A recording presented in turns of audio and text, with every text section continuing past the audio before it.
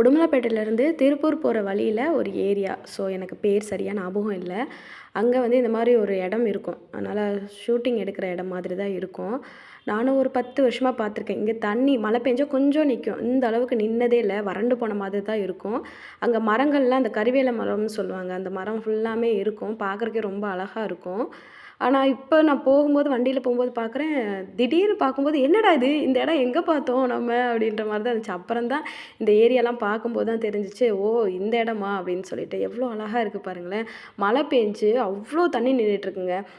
மரமே பாருங்கள், அந்த மேலே இருக்கிறது தான் தெரியுது. அந்த மரத்தோட உச்சி தான் கொஞ்சம் தெரியுது. அந்த அளவுக்கு மழை பெஞ்சு அந்த ஏரியாவே அழகாக்கியிருக்கு அப்படின்னு சொல்லலாம். அதில் நிறைய குப்பைகள் வேறு அங்கங்கே இருந்துச்சு.